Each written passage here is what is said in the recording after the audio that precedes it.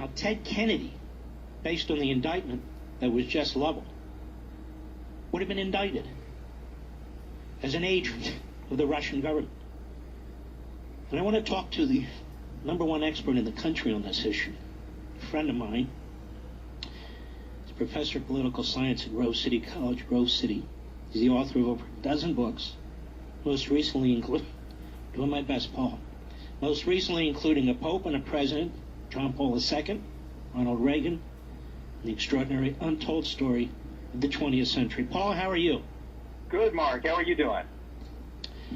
Well, I'm doing okay. Now, I want to get to the bottom of this because you're the expert on this.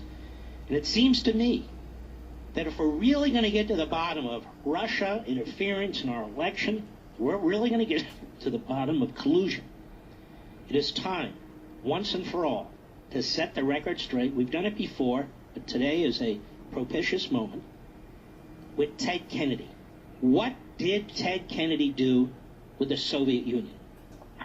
Well, the way we found out about this, Mark, it was the document was declassified under the Boris Yeltsin government. It was first discovered. It was published partially in an article in the London Times, February 2nd, 1992. And it was an article called Teddy, the KGB, and the Top Secret File. Now, that reporter, a reporter named Tim Sebastian, very good British reporter, he just mentioned it a little bit, didn't publish the actual document, talked about it. Well, when that was reported, there was a rush on the archives to Yeltsin's Russia at the time by different researchers who tried to get a copy of the document. And so I eventually got a copy of the document, and I published it in a book that came out in 2006. I published it in English at the time. And then I also published it in a book in 2010, both English and Russian. But it's a May 14th, 1983 document, and it's written by the head of the KGB, Viktor Chebrikov, and it's addressed to the head of the Soviet Union, Yuri Andropov. So this would be like the head of the FSB or whatever in Russia today directly to Vladimir Putin, all right?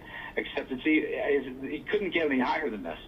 And the subject head carried under the words special importance, and it said Committee on State Security of the USSR, which is KGB.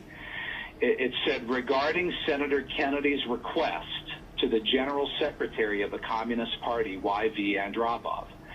So right off, I mean, this is a memo about Senator Kennedy's literal direct request to the head of the Soviet Union, Andropov.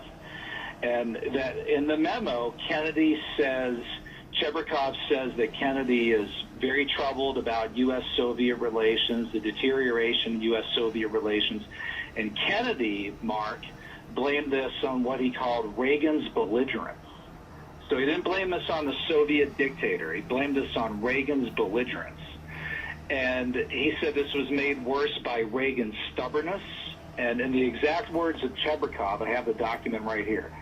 It said, according to Kennedy, the current threat is due to the president, this would be Reagan, the president's refusal to engage in any modification to his politics, unquote. And what's really interesting about this, Mark, the more I think about this in the context that we're talking about the 2016 presidential election today, all of this was done by Kennedy in the context of a coming 1984 presidential election. And the greatest concern here was that Reagan's political success had made him not only surer of his course, but worst of all, re-electable. And so in the fourth and fifth, I don't know why I'm laughing, it's not funny, it's ludicrous, but in the fourth and fifth paragraphs of Chebrikov's memo to Andropov, he got to the thrust of Kennedy's offer. And he said there that the only real threats to Reagan are problems of war and peace and Soviet-American relations, quote unquote. These issues, according to the senator, will without a doubt become the most important of the election campaign. And so with that, Mark, Chebrikov got to the heart of the offer here. Quote, Kennedy believes that given the state of current affairs and in the interest of peace, it would be prudent and timely to undertake the following steps. All right, let me stop you there, Professor. Yeah. We need a little time after the bottom of the hour. So Kennedy is telling the head of the Soviet Union through the head of the KGB, using a surrogate, what they need to do to help influence the American election and defeat Reagan. Is that correct? That's exactly right. And they use the word influence Americans. So the following steps to undertake the following steps to counter Reagan. And then so let's wait right there. The music means I got to take a break. I want you folks to listen to this, so you understand what small potatoes took place last Friday, how ridiculous it is. No, I take a back step to nobody when it comes to Putin.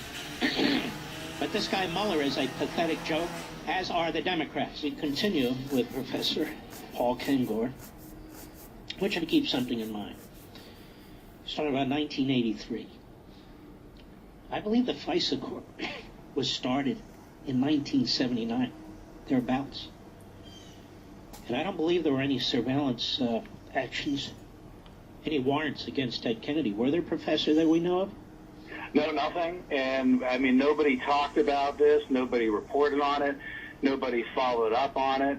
And, it's funny, Mark, we've talked about this a number of times, and every time there's some sort of new applicability to what's going on in American politics. And as I was just reviewing this again today before coming on your show, I thought, this is so extraordinarily relevant to the comparison today, because this is all about the 1984 election. Mm-hmm. And it's also about a media campaign, of all things, because what they did, this memo is an amazing thing. It's the only time I ever saw Ted Kennedy acknowledge that Reaganomics was working, and the Soviets as well. But they're being frank in this memo, and they're saying, Reaganomics is working, the economy is doing so well, Reagan's riding high. What could stop them, right? But here's what I want to really drill down on. Kennedy had specific ideas for how the Soviet Union should interfere with our election in 1984 to stop Reagan. What were some of his ideas? Well, so they get to the actual steps that are suggested. Chebrikov gets to them, to Andropov. And so he said step one would be for Andropov to invite Ted Kennedy to Moscow for a personal meeting, okay? And we don't know if that ever happened, because no one ever asked Ted Kennedy about it, even after this memo was released in 1992, a decade and a half before the guy died. And when my book came out, Kennedy was still alive for several years. But Chebrikov said this: the main purpose of the meeting, according to the senator, would be to arm Soviet officials with explanations regarding problems of nuclear disarmament, so they would be better prepared and more convincing during appearances in the USA.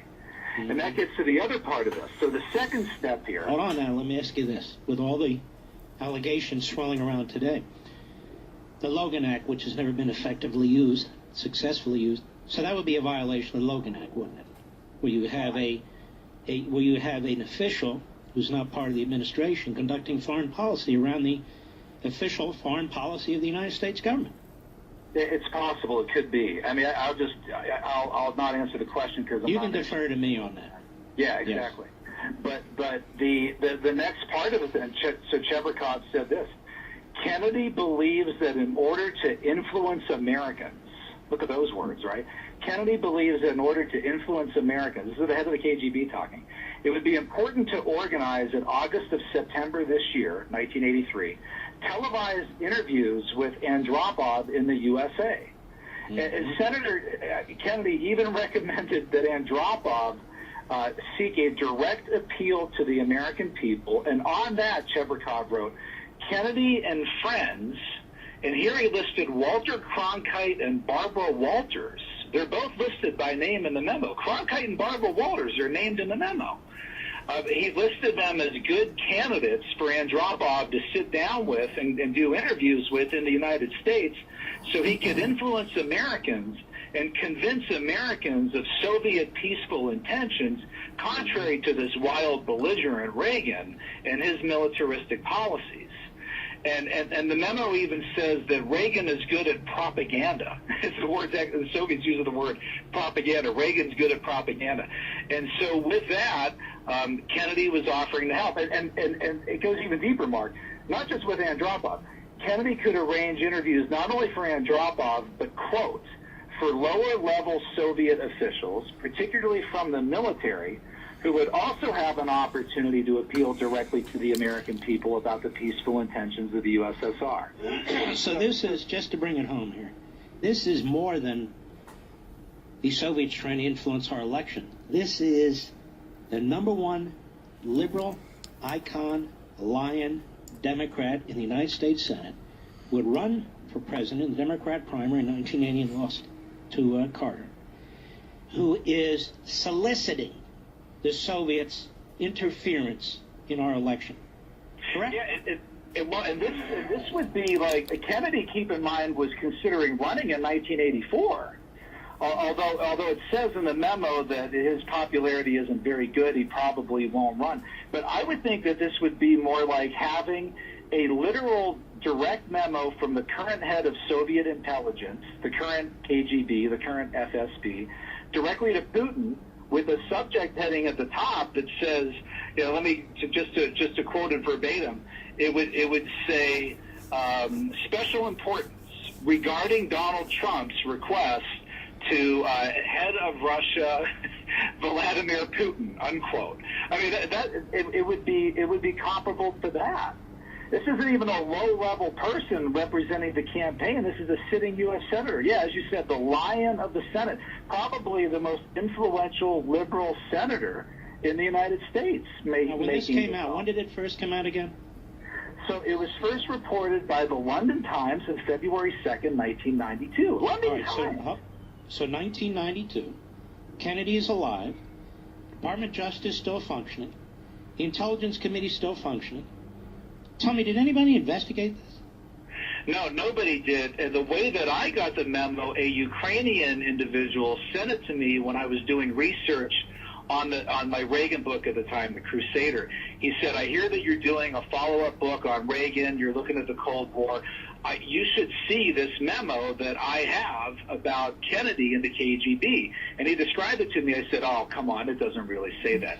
Professor, once it came out and you wrote a fabulous book and you talk about it at great length, there were no Intelligence Committee hearings, no Judiciary Committee hearings, no Ethics Committee hearings. The media really didn't give a damn, did they? Crickets. Complete silence, didn't give a rip. Well, let me ask you a question. When you wrote your fabulous book and you highlighted a number of things, including this, were you on Meet the Press? No. Were you on Face the Nation? Nope. Were you on This Week on ABC? Was not. You were on none of these shows because they didn't want to talk about it. It's like I was dispatched to the Gulag in Siberia. Complete silence. Not a single reaction and nothing. And here we are today, and you've got liberals suddenly who are all of a sudden just like that. They're Russia hawks, right? Maxine Waters, Dick Durbin, the B-1 Barbara Boxer ready to storm out the SAC headquarters and board their super fortress for Moscow, right? They're ready to do a Dr. Strangelove, strap themselves at the bottom of a bomb and go into Russian territory. It's amazing. It's really a complete fundamental transformation on liberal attitudes to Russia. Now, we have members of Congress who said that the attempt by Russia to interfere with our election with these trolls and so forth was the equivalent of Pearl Harbor. Now, these same, Democrat members of Congress never ever said such a thing about Ted Kennedy, did they? No. None whatsoever. I don't know that anybody even brought it up. And I prepared myself, Mark, to be interrogated. I mean, I pictured, going on CBS with Katie Couric or 60 Minutes tracking me down, to shoot holes through this memo and ruin my life, right? But I didn't have to worry about it. They just completely ignored it. They didn't even call to shoot it down, which by the way, told me that what I had was accurate, because the response wasn't to shoot it down, it was to ignore it. And it's interesting, Ted Kennedy's office did respond when the book was published in 2006, and they argued with the interpretation of the document, which was really interesting because they didn't say whose interpretation they were arguing with, my interpretation or Viktor Chebrikov's interpretation of the offer from Kennedy. And it's very clever because Chebrikov at that point was dead. So you could, blame it on the dead guy. Blame it on the dead guy. Let me hit one other thing. We don't have a lot of time. Alger Hiss. Familiar with Alger Hiss? Oh, yes. Now, Alger Hiss was a confidant at FDR's. He was working out of the State Department. He was a Soviet spy. And, of course, we know he was uncovered by Whittaker Chambers, and also Nixon was involved in helping expose this. He was at Yalta. He was at Yalta. So he was playing both sides. Basically, he was playing the Russian side against the American side while he's advising the American president. That's treason. The Democrat Party continues to defend Alger Hiss. The Democrat Party continues to attack Whittaker Chambers and Richard Nixon for what they did. Do they not? Oh, they do. And anybody that brings it up, they call us McCarthyites. And now, all of a sudden, everything's completely changed. Now they're Cold War hawks. Where were they 30 or 40 years ago? And for Cold War hawks, they don't want to know anything about Hillary Clinton's campaign and the DNC using their money through go-betweens to fund a foreign ex-British spy who worked with Russian apparatchiks to put together this propaganda smear sheet, which even the FBI was involved in at some point here. That they don't have a problem with, apparently, do they? No, they don't. And also, too, in the 1980s, Yuri Andropov was you remember this. This was a nasty individual. You have liberals today who, Putin is now their public enemy number one. Andropov made Putin look like Mr. Rogers. Andropov, tie this to Ted Kennedy. Andropov gave the green light to the Soviet GRU, military intelligence, to shoot and kill and assassinate Ted Kennedy's Pope, John Paul II, in May 1981. 2 years before, exactly 2 years, actually, before this memo, this May 1983 memo. These were really bad dudes. This was truly the evil empire in those days. And they made fun of Reagan for calling it evil.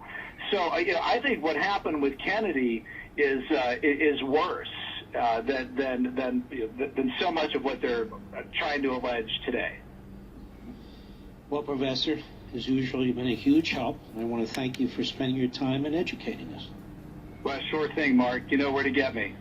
All right, God bless you. Everybody else ignores me. You know where to get me. Hey, all that matters is you're here with me. All right, Thanks. Professor, you take care of yourself. That is Professor Paul Kengor. He is tops. He's Professor of Political Science, Grove City College, Grove City, Pennsylvania. Mark Levin.